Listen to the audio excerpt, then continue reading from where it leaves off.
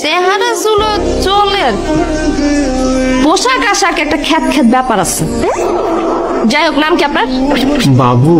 বেয়াদব অসভ্য ফাজিল কোথাকার, ময় মুরব্বীদের সামনে বসে আমাকে বাবু বাবু বলতেছে, আপনার লজ্জা করে না?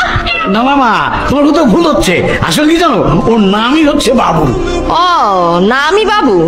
কি নাম রাখছেন, এটা পিচ্ছি বলাবে না। আচ্ছা যাই হোক, শোনেন বাবু, আমি এখন আপনার একটা ইন্টারভিউ নিব। যদি আপনি ইন্টারভিউতে পাস করেন তাহলে আমি আপনাকে বিয়ে করব।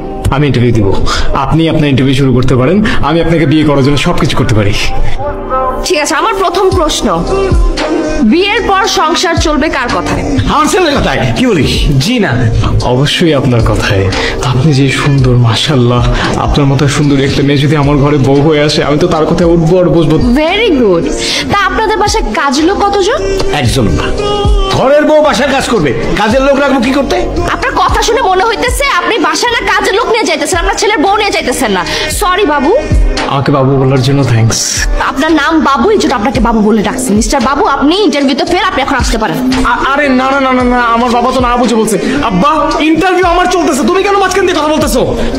দেখেন, আপনি যদি আমাকে বিয়ে করে আমার বাসায় আসেন, আপনার জন্য বাসায় 3টা কাজের লোক রাখা হবে। একজন শুধু আপনার দেখাশোনা করবে, দ্বিতীয়জন আপনার জন্য রান্না বান্না করবে, আর তৃতীয়জন আপনার কাপড় চোপড় ধুয়ে দেবে।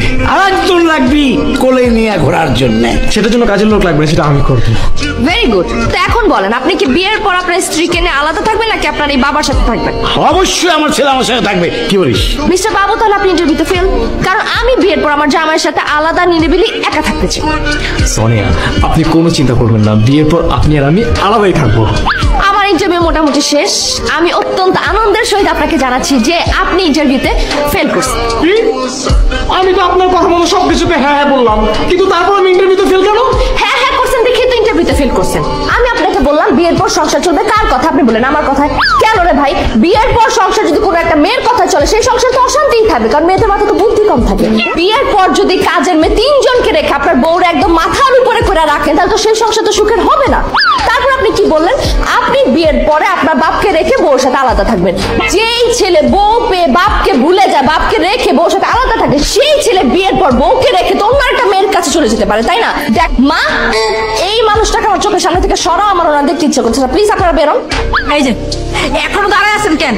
ছেলে কেন জানে কেন দেখে কথা কথা হ্যাঁ হ্যাঁ হ্যাঁ হ্যাঁ।